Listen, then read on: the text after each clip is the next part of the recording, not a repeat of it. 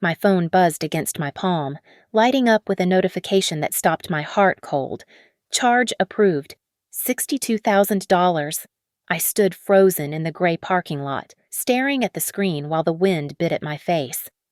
Across the street, my husband stood next to a gleaming white BMW wrapped in a massive red bow, smiling like he had just won the lottery. But I knew exactly who had paid for that ticket. My name is Brooke Sullivan. I stood in the center of the asphalt parking lot at Brightwell Compliance Solutions, the wind whipping my hair across my face, staring at the notification that had just lit up my screen. My thumb hovered over the glass, trembling slightly. The alert from my credit card app was not a question. It was a statement. Charge approved. $62,450. The number was so large it looked abstract, like a coordinate on a map rather than money I had actually earned. I did not scream. I did not call the bank immediately. I got into my sedan and drove the 12 minutes to our subdivision in silence. My heart was beating a slow, heavy rhythm against my ribs, a warning drum. When I turned the corner onto our street, I saw it. Parked directly in front of our colonial-style house was a white BMW X5. It was gleaming under the afternoon sun, so bright it hurt my eyes. Tied across the hood was a red bow, massive and ridiculous, the kind you only see in holiday commercials where families do not worry about interest rates. And there was Ethan. My husband was standing on the lawn, his hands in his pockets, rocking back and forth on his heels with a smile that looked rehearsed. I put my car in park and stepped out. The air felt thin. Ethan jogged over to me, his face flushed with excitement, but his eyes were not meeting mine. They were darting toward my right hand, checking to see if I was holding my phone. "Baby." "You deserve to be happy," Ethan said, his voice pitching up slightly at the end. "I wanted to do something big for you." He reached for me, but I walked past him toward the white SUV. The driver's side door was unlocked. I pulled the handle. The smell hit me instantly. It was not just the leather of a new car. It was vanilla. Cheap, cloying vanilla body spray. It smelled like a teenager's bedroom. I looked at the passenger seat. It was reclined slightly further back than I ever sat. I leaned in. Down in the darkness between the center console and the seat, a glint of metal caught the light. I reached down.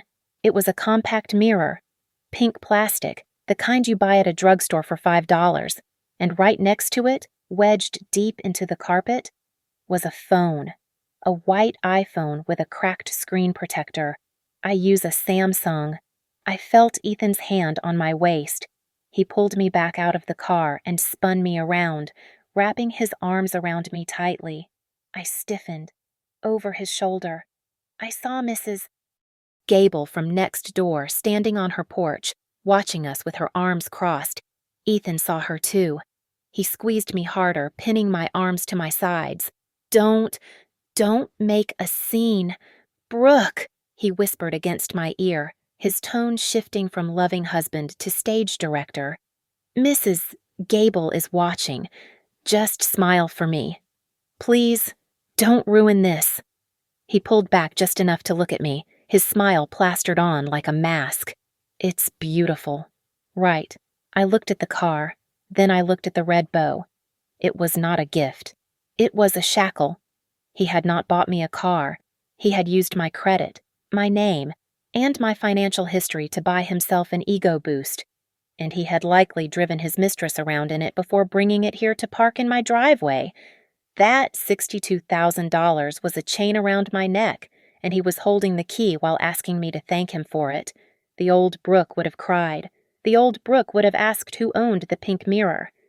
But something inside my chest clicked off. It was a physical sensation, like a breaker switch tripping in a fuse box. The heat left my body, replaced by a cold, clinical clarity. I was no longer a wife. I was an auditor. I looked him dead in the eyes.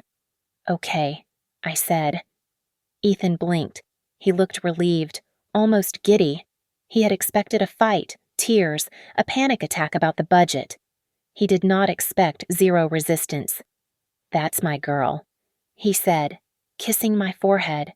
I knew you'd understand." I turned and walked up the driveway to the front door. Behind me, I heard Ethan whistling. He was whistling a cheerful tune, strutting around the car, probably waving to Mrs. Gable. He thought he had won. He thought he had successfully managed the asset that was his wife. I opened the front door and stepped into the cool hallway. I closed the door behind me and turned the deadbolt. Then I engaged the top lock. The silence of the house wrapped around me. I did not take off my coat. I walked straight to the kitchen table, pulled out my phone, and opened my banking app. I was not going to cry. I was going to document. To the outside world, we were the perfect suburban algorithm. I was the operations manager at Brightwell Compliance Solutions, a woman who lived by spreadsheets, audit trails, and risk assessments. Ethan was the charismatic entrepreneur, a title that seemed to mean he spent more time networking at golf courses than actually billing clients. We looked like a balance sheet that had leveled out perfectly. One steady earner, one high-potential visionary. That was the lie I told myself every morning while I brushed my teeth. The BMW in the driveway was not an anomaly. It was just the loudest sentence in a conversation that had been going on for 5 years. It started small. It always starts small. First, it was a $500 dinner for a potential client that never signed. Then it was a $2,000 suit because he needed to look the part to get the part. Whenever I questioned these charges, Ethan would look at me with wounded puppy eyes, as if my concern for our savings was a direct insult to his potential. "You have to spend money to make money. Brooke," he would say, adjusting his silk tie in the mirror, "don't be so small-minded. I'm doing this for us. Next month. I'll pay it all back with interest." Next month never came. Or rather, it came. But the repayment did not. Instead, there was always a new emergency or a new opportunity that required just a little more liquidity. If I pushed back, if I showed him the math, he would flip the script instantly. "God, you're so rigid," he would snap, throwing his hands up. "I'm out here trying to build an empire for our future family, and you're obsessing over a few $100. It's embarrassing." "Brooke, you make me feel like a child." He knew exactly where to hit. He knew I prided myself on being the responsible one, the adult in the room. He weaponized my competence against me, and his family was his chorus. His mother, Martha, and his sister, Chloe, treated me like a favored bank teller. They loved me, but only because I kept the checks clearing. I remembered a Sunday brunch 3 months ago. Martha had patted my hand across the table, her rings clinking against her mimosa glass. "We are just so lucky Ethan found you." Brooke. She had cooed. "He has such big dreams, wild dreams, really. But you're the anchor. You keep him grounded. You're so sensible." At the time, I had taken it as a compliment. Now, standing in my kitchen with the memory of that red bow burned into my retinas, I realized sensible was just their word for compliant. I was not an anchor. I was a fuel tank, and they were all siphoning gas while telling me how well I held the liquid. I looked down at my hands. They were steady, but my stomach was churning. I thought about the paperwork. About 6 months ago, Ethan had come to me with a stack of documents. He was frantic, sweating slightly, claiming he needed to restructure his business credit to protect our personal assets. "I just need you to sign as a secondary on these accounts," he had said, breathless. It's a formality. It actually builds your credit score too. It's a win-win." I had signed because I was tired, because I wanted him to stop pacing, and because I was terrified of being the wife who didn't believe in her husband. I had authorized him to use my credit history as a playground. My friend Tessa Grant had warned me. Tessa, who worked in fraud detection, had never bought Ethan's act.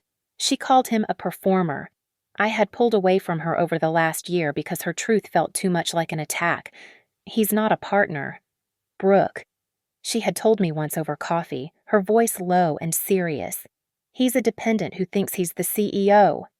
I had defended him. I had told her she didn't understand his vision. I felt a wave of nausea wash over me now. I had protected the parasite because I was afraid of the surgery. A specific memory surfaced, sharp and cold as a knife. It was at a barbecue last summer. Ethan was holding a beer, surrounded by 3 of his college friends. I was walking up behind him with a tray of burgers. He didn't see me. Man, the market is tough. One of his friends had said, "How do you float all these overhead costs?" Ethan had laughed. A loud, booming sound that made people look over. He slapped his friend on the back and gestured vaguely in my direction as I approached. "Oh, don't worry about that." Ethan had grinned, his teeth white and predatory. "Brooke handles the boring stuff. She's my CFO, Chief Funding Officer." The men had laughed. It was a joke, a funny little marriage joke. I had laughed too, placing the tray down, playing the part of the supportive wife who didn't mind carrying the load. I stood alone in my hallway, and the laughter from that memory echoed in my ears, distorting into something grotesque. He hadn't been joking. He had been telling the absolute truth. I was his CFO, and he had just embezzled $62,000 from the company account to buy a getaway car for his girlfriend. Ethan stormed into the kitchen with the manic energy of a man who believed his own press release. He clapped his hands together, startling me as I leaned against the counter. The silence of the house shattered instantly. "We need to pivot," he announced, pacing the length of the kitchen island.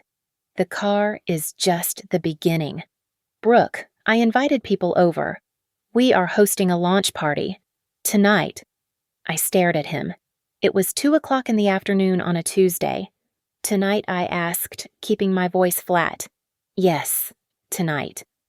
"Around 7, he said, checking his watch. "Nothing too massive, just 25 to 35 people. Key stakeholders, a few potential investors, Mom and Chloe. Obviously, I need it to feel organic, but classy. You know, high-end appetizers, that good scotch we have saved. Maybe some gift bags for the VIPs. He stopped pacing and looked at me, his eyes wide and demanding. "I need you to handle the logistics," he said, waving a hand dismissively. "Clean the place up, order the food. Get that catering company you used for your office thing, the expensive one, and set the mood. I have to make some calls and prep my speech. I need to be the face. Brooke, you need to be the hands." I looked down at my phone. I had opened the banking app again. The transaction for the BMW was still pending, but I clicked on the details. The merchant name was vague, something generic like Auto Imports LLC, but the amount was specific, $62,450. "Ethan," I said, holding the screen up so he could see it. "This charge, the memo line just says marketing. Since when is a luxury car a marketing expense?" Ethan scoffed, rolling his eyes as if I were a child asking why the sky was blue. "It is image. Brooke, perception is reality. Don't ask questions about the sausage making right now. Just come here. I need to show you the interface. You have to see the tech inside this thing." He grabbed my hand and pulled me out the front door before I could protest. He dragged me to the driveway and opened the passenger door of the BMW. He practically shoved me inside. The smell of vanilla and new leather was suffocating. Ethan jumped into the driver's seat and hit the ignition button. The dashboard lit up like a spaceship, screens glowing with crisp, high-definition graphics. "Look at this," he said, tapping the screen. "It syncs instantly." He plugged his phone into the USB port. The center console screen shifted to Apple CarPlay. He was scrolling through his playlist, trying to find a song to demonstrate the bass, when a notification banner slid down from the top of the screen. It hung there, bright and undeniable against the dark background. Messages. "Do you like the red bow?" The air in the car vanished. I stared at the letter L. My mind worked faster than the processor in the dashboard. L. Lila Mercer.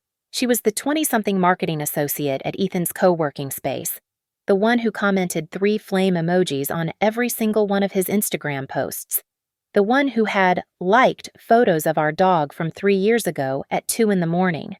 Ethan's hand flew to the screen. He swiped the notification away so fast his fingernail scratched the glass. Then he yanked the cord out of the phone. The music cut out. The silence that followed was heavy and screaming. He turned to me. His face flushed a deep, blotchy red, but he did not apologize. He attacked. "Don't," he warned, pointing a finger at my face. "Don't you dare start with that jealous wife routine." Lila helped me pick the color. That is it. She is a colleague. She calls a $60,000 purchase the red bow like she wrapped it herself, I asked. "You want to embarrass me, don't you?" Ethan shouted, his voice echoing in the enclosed cabin. "I am trying to build a future for us, and you are obsessing over nothing. You are going to ruin tonight. I can see it on your face." He leaned in close, his eyes narrowing. "You are going to smile tonight. Brooke, you are going to be the perfect hostess, and you are going to let me do my job. I will explain the finances later, but right now you are being hysterical." I looked at him. I saw the sweat on his upper lip. I saw the fear behind the aggression. He was terrified I would blow his cover before he could get his applause. I reached into my pocket and silently pressed the side button on my phone 3 times a shortcut I had set up years ago for work meetings. The voice memo app started recording in the background. "Okay," I said, my voice trembling just enough to sound submissive. I just worry about the card. Ethan, the limit is almost maxed out. If the card gets declined during the party..." "It won't be declined," Ethan snapped. "I called the bank yesterday to authorize the large purchase. I told them I am the primary user for the week. Just keep using the card for the party. Buy whatever we need. Stop hoarding the credit like it is yours alone. It is our money. So you are authorizing me to spend more on this card, even with the car charge I asked clearly." "Yes," he groaned, throwing his hands up. "Spend whatever. Just get the damn wine and fix your face." I nodded. "Okay." I stepped out of the car. The recording was saved. He had just admitted to the purchase, admitted to manipulating the bank authorization, and explicitly ordered me to incur more debt. He thought he was giving orders. I knew he was giving testimony. I told Ethan I was going to the gourmet market across town to pick up the specific brand of scotch he liked. As soon as I was out of the driveway, I called Tessa. 10 minutes later, I slid into the booth opposite her at a diner on 4th Street, my hands shaking as I placed my phone on the sticky table between us. I did not have to say a word. I just opened the banking app and pushed it toward her. Tessa did not gasp. She did not cover her mouth in horror. She adjusted her glasses and leaned in, scrolling through the transaction history with the precision of a forensic accountant. He actually did it," Tessa whispered, her finger hovering over the pending charge. "I knew he was entitled, Brooke. But this is not just entitlement. This is financial suicide with you as the collateral." She looked up at me, her eyes hard and devoid of pity. "We do not have time to cry," Tessa said sharply. "You have a party to host in 5 hours. We need to secure the perimeter. Give me the phone." Tessa didn't ask for permission. She tapped the screen, putting the phone on speaker, and dialed the number on the back of my card. When the representative answered, Tessa handed the phone back to me but signaled for me to stay calm. "I need to report an unrecognized transaction and place a freeze on my account," I said, my voice sounding more steady than I felt. "And I need a full list of all pending authorizations." The representative typed on the other end. The sound of keys clacking felt like a countdown. "I see the large transaction for auto imports," the representative said. "But ma'am, I also see a pending charge from yesterday for $2,400 to an insurance agency."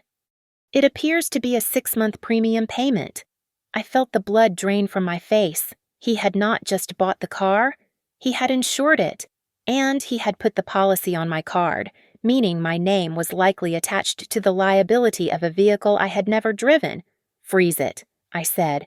Freeze everything. Put a fraud alert on my social security number. No new accounts, no credit inquiries. Shut it all down. After I hung up, Tessa drove me to a brick building downtown. She had called in a favor. Marcy Hale was a divorce attorney who looked like she ate nails for breakfast. She sat behind a desk cluttered with files, listening to my story without blinking. When I finished, I reached for a tissue to wipe a tear that had escaped. "Stop," Marcy commanded. Her voice was like a whip crack. "Tears are for funerals. This is a business transaction. You want to survive this. You need proof, not water." She pushed a legal pad toward me. "He thinks you are stupid," Marcy said. "Use that. He thinks you are running errands for his party. Good. While you are shopping, I want you to pull everything, every bank statement, every email, every text message where he gaslights you about money.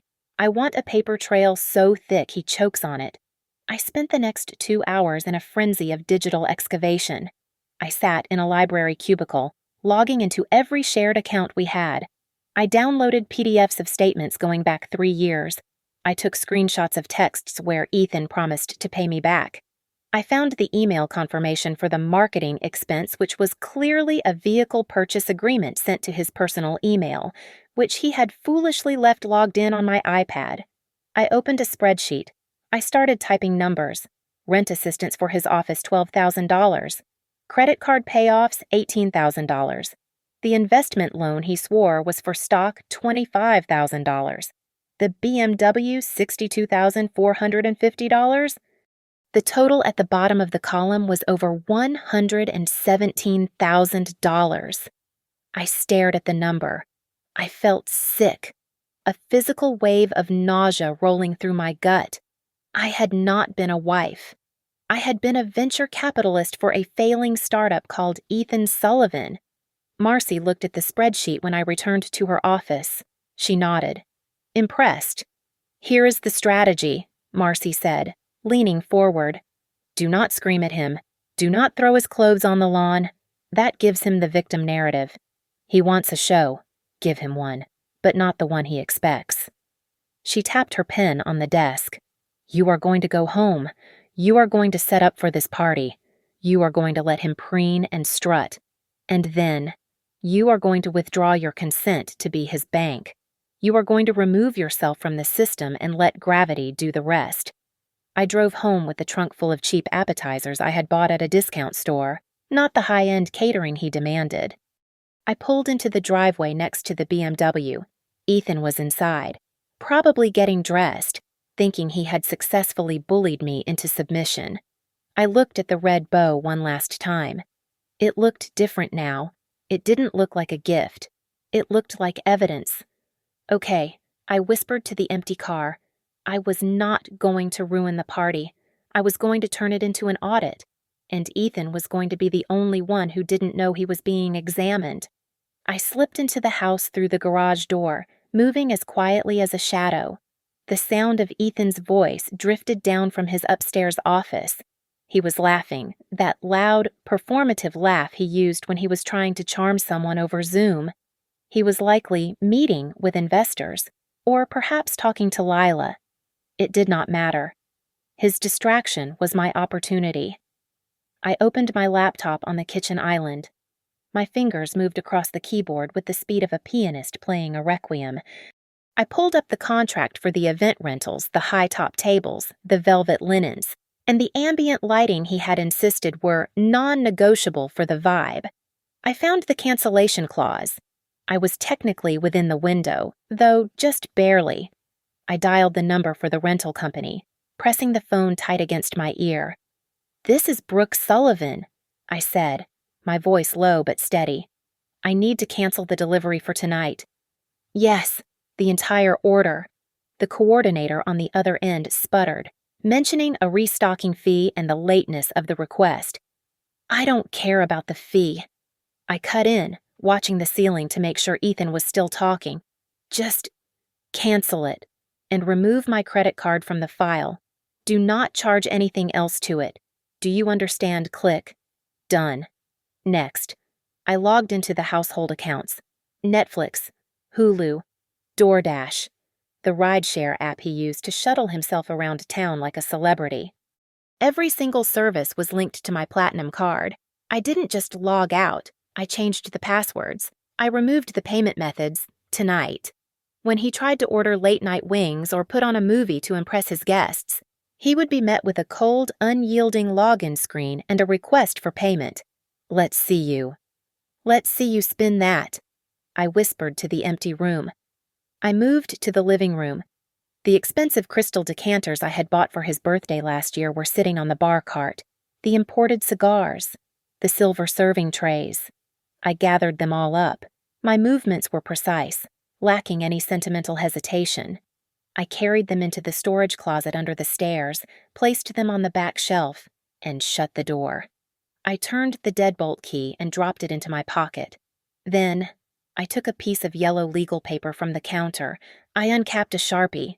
I did not write a manifesto. I did not list his crimes. I wrote 3 sentences. I stopped the funding. This party is yours, Brooke. I left the note on the center of the kitchen island, right where the catering trays should have been. I returned to my laptop for the final digital strike. I opened my email and attached the spreadsheet Marcy and I had built. I attached the screenshot of the BMW transaction. I attached the chat log from the bank confirming the unauthorized insurance premium. I typed the subject line, household expenses documented.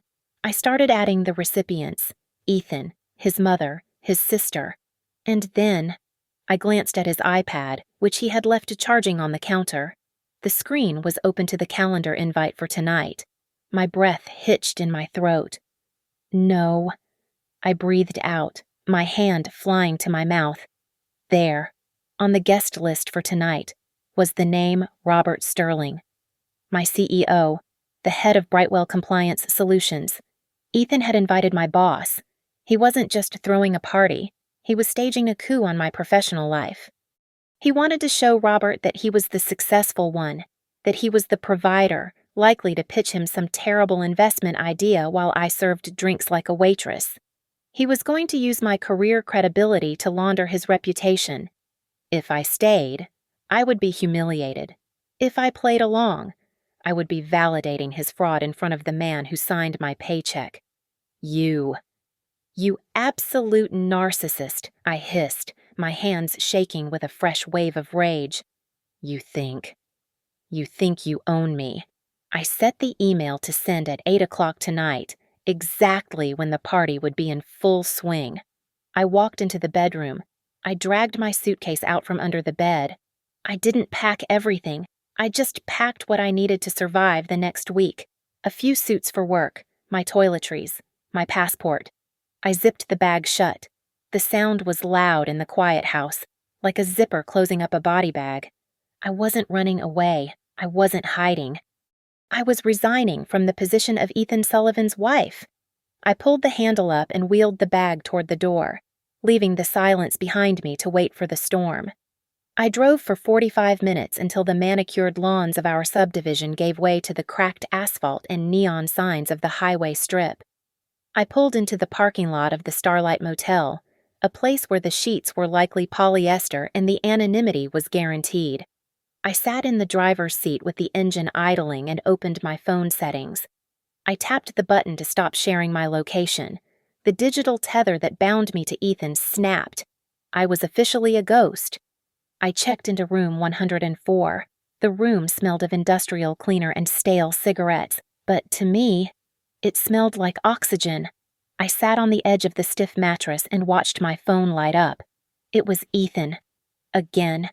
And again. He was not calling to apologize. He was calling because he had come downstairs to find an empty kitchen, no catering, and a note that effectively fired him from his own life. I let it ring. Each vibration against the nightstand felt like a desperate claw trying to drag me back. Finally, a text message popped up, illuminating the dim room. Ethan, you are taking this too far. Guests will be here in 20 minutes. Come home, we can talk about the car later. Do not make me look stupid. I stared at the screen. He did not say I am worried about you. He did not say I am sorry. He said guests will be here. Even in his panic, the audience was more important than the wife. Then, a different name flashed on the screen. Noah. He was one of Ethan's college buddies, a man who loved drama almost as much as he loved free beer. Noah. Hey, Brooke, weird question. Is that BMW Lila's? I just saw her story and it looks like your driveway. My stomach tightened, but not with nausea. It tightened with the anticipation of a hunter who just heard a twig snap. Show me, I whispered to the empty room. I didn't have to wait. Noah sent a screenshot. It was an Instagram story posted 15 minutes ago. There was Lila Mercer, leaning against the white BMW X5, her hand resting possessively on the giant red bow. She was wearing a dress that looked suspiciously like one I had donated to charity last year. The caption was just one word. Finally. I did not cry. Tears belong to people who still have hope. I just pressed my finger to the screen and saved the image to a new folder I named Evidence. She had tagged the location as the Sullivan Estate, a pretentious name Ethan used for our 3-bedroom house. She had just publicly claimed the car my credit card had paid for, parked in front of the house I paid the mortgage on. Suddenly, a notification from the group chat for the party popped up. Ethan, hey everyone. Slight change of plans, Mike has an early flight, so we are starting the party now? Come on over, drinks are pouring. My eyes widened. He was moving the timeline up. He was panicking. He likely thought that if he got people into the house faster, the sheer pressure of the crowd would force me to return and play the hostess. He was trying to trap me with social obligation. He didn't realize the trap was already empty. Tessa sent me a text a moment later. She was my eyes on the ground. Tessa, I am here. He is at the door. He is smiling, but he is sweating. Brooke, he keeps looking at the driveway. He told your boss you are running a last-minute errand for the champagne. He still thinks you are coming back to save him. I put the phone face down on the nightstand. I lay back on the bed and stared at the water stain on the ceiling. It looked like a map of a country that didn't exist. For 10 years, I had been the fixer. I had been the one who smoothed over the edges, who paid the bills, who smiled when he interrupted me, who apologized when he made mistakes. I had been trained to fear the silence, to fear the conflict. But here, in the silence of room 104, I didn't feel afraid. I felt heavy, solid, and immovable. No, I said aloud. The word hung in the air, simple and absolute. It wasn't a question. It wasn't a negotiation. It was the first honest thing I had said in a decade. I closed my eyes and waited for the clock to strike 8. The show was about to start, and for the first time in my life, I wasn't in the cast. I was the critic. I sat cross-legged on the motel bed, my phone propped up against the lamp. The screen displayed the live feed from the high-definition camera mounted above our garage. The audio cracked slightly, but I could hear everything. I was miles away, but I had the best seat in the house. On the screen. The front door opened. Ethan walked out, leading a crowd of about 30 people onto the driveway. He was holding a glass of champagne, his face flushed with the intoxication of attention. My mother-in-law, Martha, was right beside him, beaming like she had personally knighted him. Hovering near the edge of the group was a woman in a silver dress, Lila. She was trying to look casual, but her eyes were glued to the white BMW with the red bow. I just wanted to show you all something, Ethan announced, his voice booming for the neighbors to hear. Success isn't just about the numbers. It is about treating the people who support you. This beauty here, this is a symbol of where we are going. He gestured to the car like a magician revealing a tiger. The guests oohed and ahied on cue. Ethan took a step forward, reaching for the door handle to open it for the audience. That was when the bright yellow flashing lights swept across the driveway. A heavy-duty tow truck backed into the frame. its reverse beeper cutting through the chatter like an alarm. A man in a reflective vest jumped out, holding a clipboard. He didn't look like a delivery driver.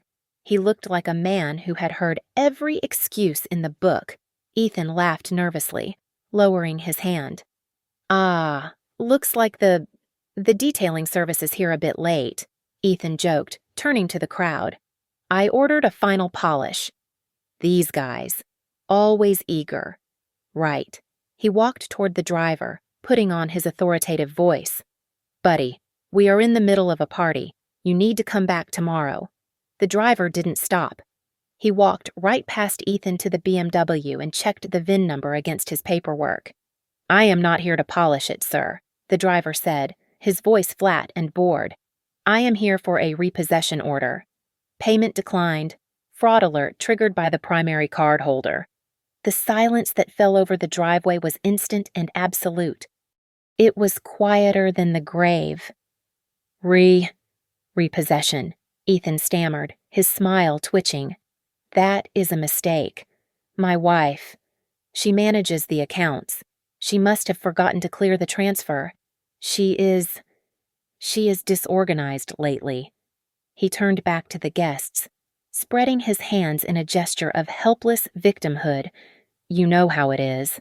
I make the money, but Brooke, she sometimes drops the ball on the paperwork. I will clear this up in a second." I watched the screen. It was 8 o'clock and 2 minutes. Ding. A notification sound chirped from Martha's purse.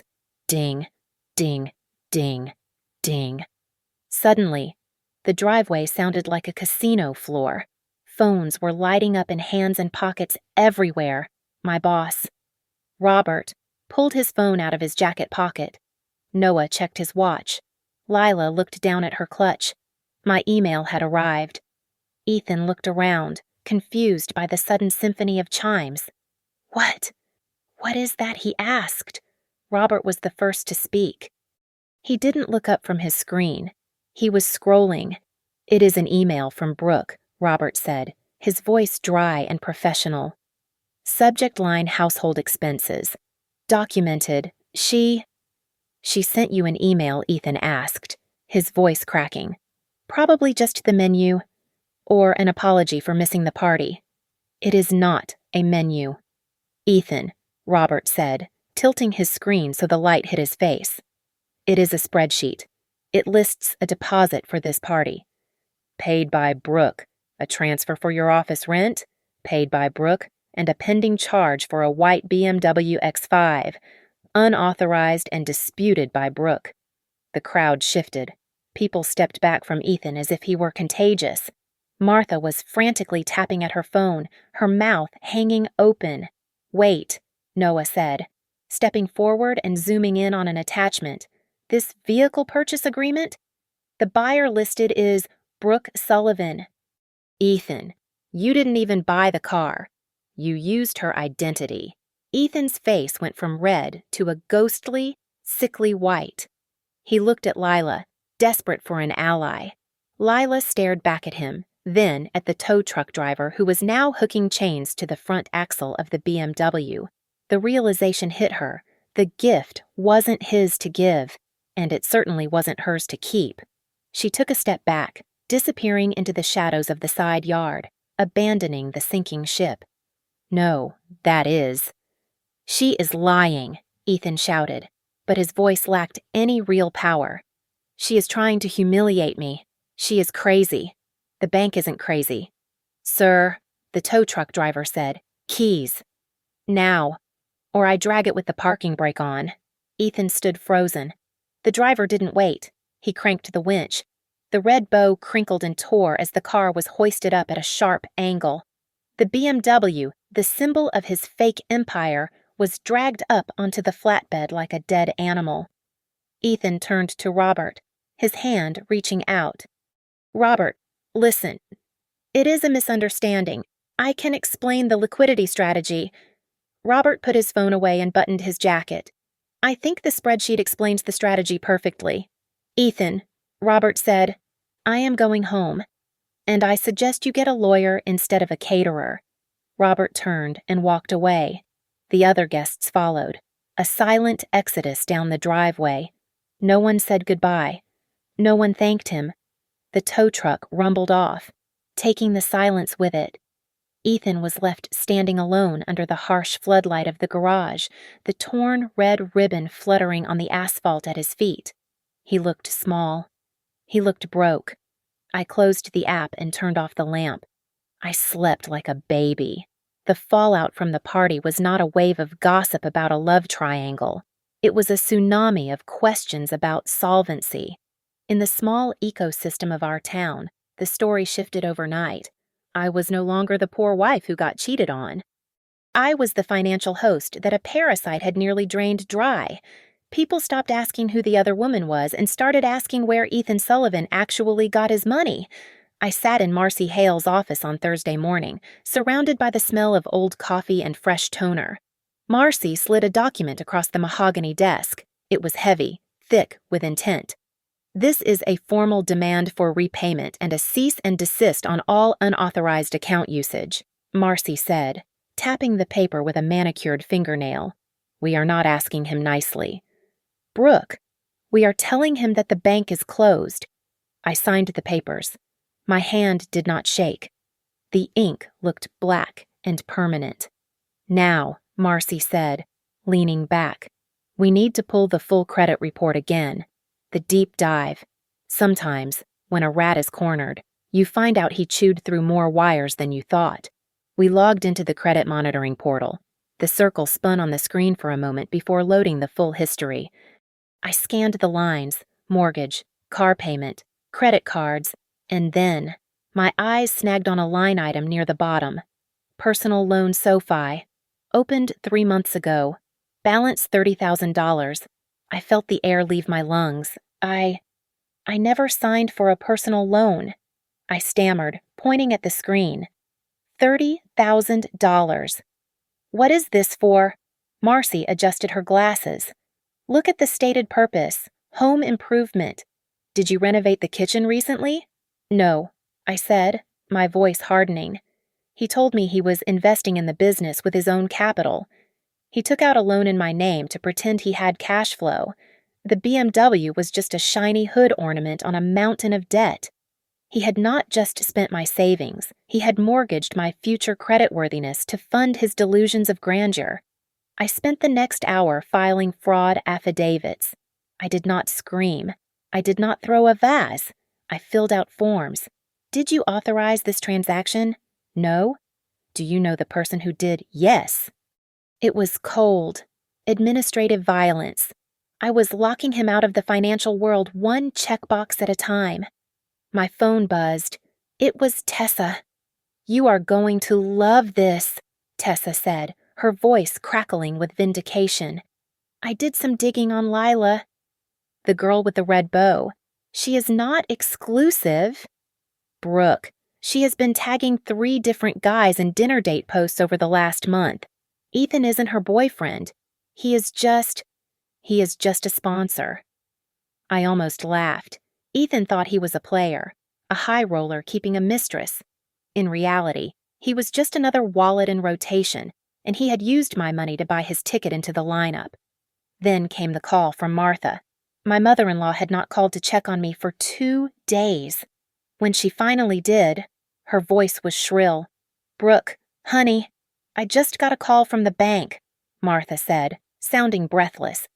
They said my name was listed as a guarantor on a transfer Ethan tried to make this morning. I didn't sign anything. You have to tell them I didn't sign anything, Martha, I said, cutting her off. I cannot help you. Ethan has been using people's names. If you signed something for him in the past, you need to call your own lawyer, but the family reputation, she cried. You can't let him go to jail. Brooke, think of how it looks. I am thinking about how $30,000 of debt looks in my name. I replied. Good luck, Martha. I hung up. They didn't care that he hurt me. They cared that the splash damage was hitting their own bank accounts. The final blow came from my work. Robert called me in the late afternoon. He did not sound like a friend. He sounded like a CEO. Brooke, I need to ask you something directly, Robert said, his tone devoid of warmth. Did Ethan ever have access to your corporate expense codes? We found an inquiry from his email address asking for a vendor discount on our software. My blood ran cold. Ethan hadn't just stolen from me. He had tried to leverage my professional standing to get kickbacks or discounts for his fake business. No. Robert, I said clearly, he has never had access. If he used my name, it was fraud. I am filing a police report regarding identity theft today. I can send you a copy for your compliance files. There was a pause. Good, Robert said. Do that. And Brooke, I am sorry. I hung up and looked at the suitcase in the corner of the motel room. I was done hiding. I was done reacting.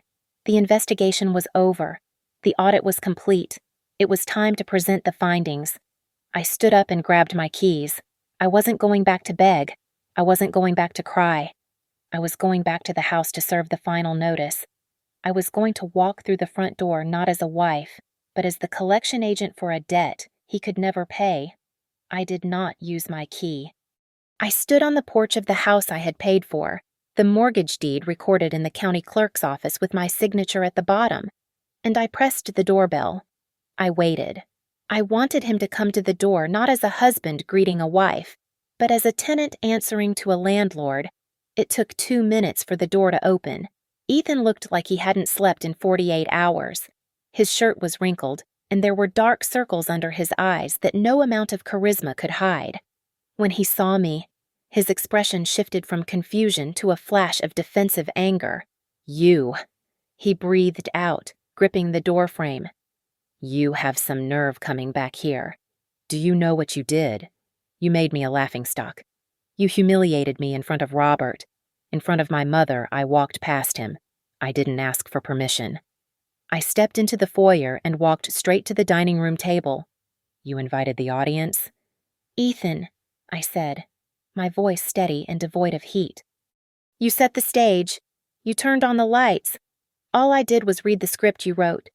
I set my laptop down on the table and opened it. I dialed Marcy Hale on my phone and set it on speaker. I am here with my client. Marcy's voice cut through the room, sharp and metallic. This conversation is being witnessed. Ethan slammed the front door and stormed into the dining room. I am not talking to your lawyer, he shouted. This is a marriage. Brooke, you don't bring a lawyer into our living room. This ceased to be a marriage when you became a liability, I said. I spun the laptop around so he could see the screen. It wasn't a spreadsheet this time. It was a timeline of fraud. I want you to look at this, I commanded. The loan from SoFi, the maxed out credit line, the insurance fraud. But this is my favorite. I pointed to a series of screenshots. I found the Venmo requests. Ethan, you sent invoices to your sister and your mother for the party. You charged them $500 each for catering costs. But you put the catering on my card. You didn't just steal from me. You stole from them and pocketed the cash. You were double-dipping on your own family. Ethan stared at the screen. The air went out of him. He slumped into the chair opposite me, his bravado dissolving into a pathetic mess. He put his head in his hands. I needed the cash flow, he mumbled, his voice thick with tears. It was going to be big. Brooke, I was going to pay everyone back. I swear. He looked up at me, his eyes wet and pleading. He reached across the table, trying to take my hand. I pulled back as if he were burning hot. Babe, please, he sobbed. We have 10 years together. You know me. I am a dreamer. I messed up. I know I messed up. But don't throw us away over money. I can change. I love you. I looked at him. 10 years ago, those tears would have broken me. Now, I just saw a calculation. Apologies do not pay interest. Ethan, I said, and right now, the interest is compounding. I slid a thick envelope across the table. This is a separation agreement, I told him. It outlines a repayment plan. You will assume full liability for the SoFi loan. You will transfer the remaining funds from your personal account to cover the credit card debt, and you will vacate this house in 30 days. Ethan's sorrow instantly hardened back into malice. He pushed the papers away. I am not signing that. He sneered. You think you can just kick me out. This is marital property. I will drag this divorce out for years. I will bleed you dry with legal fees until you have nothing left. I didn't blink. I reached into my bag and pulled out a single red folder. You can do that, I said. But this folder contains the police report for identity theft and wire fraud. It is filled out. It is notarized. It includes the affidavit from the bank confirming the signature on the car loan was forged. I leaned forward. If you sign the agreement, this stays a civil matter between two people splitting assets. If you try to fight me, if you delay this by even 1 hour, I submit this file to the district attorney. You won't be fighting a divorce. You will be fighting a felony indictment. Ethan looked at the folder. Then he looked at Marcy's name on the phone screen. He realized he was not in an argument. He was in a corner. He picked up the pen. His hand was shaking so hard the signature looked like a seismograph of an earthquake, but he signed, "Good," I said. I picked up the papers and checked the signature. Then, I pointed to the wallet lying on the table next to his phone. "Give me the card," I said. "What? The platinum card. The authorized user card." "Give it to me." Ethan hesitated, then slowly pulled the black card from his wallet. He slid it across the wood. I took a pair of shears from my purse. I didn't make a speech. I didn't say goodbye. I held the card up so he could see his name embossed on the plastic, right next to mine. Snip. The sound was loud in the quiet room. I cut through the chip. I cut through the magnetic strip. I let the pieces fall onto the table like dead leaves. "You are closed for business," I said. I closed my laptop, picked up my phone, and walked out the front door. I left him sitting there with the pieces of plastic and the silence he had purchased at my expense. The mediation room smelled of stale coffee and expensive retainers. We sat at a long mahogany table that felt less like furniture and more like a battlefield. On one side, Ethan sat hunched over, his suit looking a size too big for him now that his ego had deflated. On the other side, Marcy Hale arranged her documents with the precision of a surgeon preparing for an amputation. "Let us review the liabilities," Marcy said, her voice cutting through the hum of the air conditioner. "We have the $62,000 vehicle debt, which the dealer is pursuing. We have the $30,000 fraudulent personal loan. And we have the $14,000 in misappropriated funds from joint accounts." She slid a paper across the table. It was a list of names. "We also have the affidavits from your mother and your friend Noah." Marcy continued. "They have confirmed that the catering deposits you requested from them were never used for catering. That is wire fraud. Ethan, they are not pressing charges only because Brooke agreed to absorb some of that cost in the settlement to keep your mother out of court. You should thank her." Ethan looked at the paper, his face gray. He had no story left to tell. There was no audience here to charm, only a calculator that refused to lie. "And regarding Miss Mercer," Marcy added, not looking up from her file, "we subpoenaed her communications regarding the vehicle. It appears she has blocked your number. Once the car was repossessed, her interest in your mentorship seems to have expired." Ethan flinched. The woman who had posed with the red bow had vanished the moment the credit limit hit 0. He was learning the hardest lesson of all love that is bought is only a lease, and his lease was up. Marcy pushed the final settlement agreement toward him. It was brutal, but fair. I would keep the house and my retirement accounts. Ethan would assume full liability for the loans he took out in my name. The joint accounts were to be closed immediately. Ethan picked up the pen, his hand trembling. He looked up at me, his eyes wet and red-rimmed. "Brooke, please," he choked out, his voice cracking. I still love you. We can fix this. I made a mistake, but you are my wife." I looked at him. I felt nothing, no anger, no sadness. Just the cool, detached clarity of an auditor closing a bankrupt file. "You don't love me, Ethan," I said softly. "You love the safety. You love the cover I provided. You love the feeling of being sponsored." I opened my notebook and read from the small paragraph I had written the night before. I didn't want to improvise. I wanted it on the record. Dignity has a price tag. I read, my voice steady in the quiet room. For 10 years, I paid it with my silence. I paid it by pretending I didn't see the leaks. But today, the account is overdrawn. I am not your wife anymore. I am just the person who stopped signing the checks. The room went silent. The truth hung in the air, heavy and undeniable. Ethan looked down at the paper. He realized that no amount of charm could negotiate with the math. He signed his name. The scratch of the pen sounded like a lock clicking shut.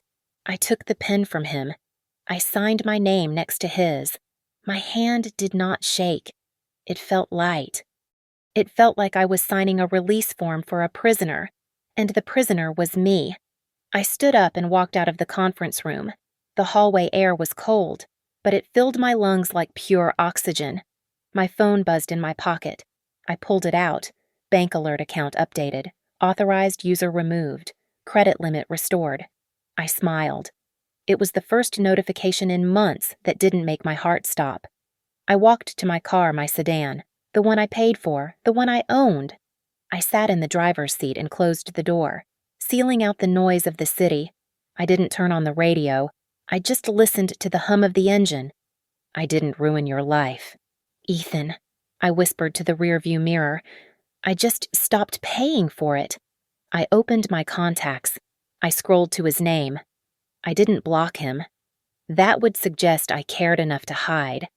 Instead, I typed one final message. From today, you pay for your own choices. I hit send. Then I deleted his contact card. I deleted the thread.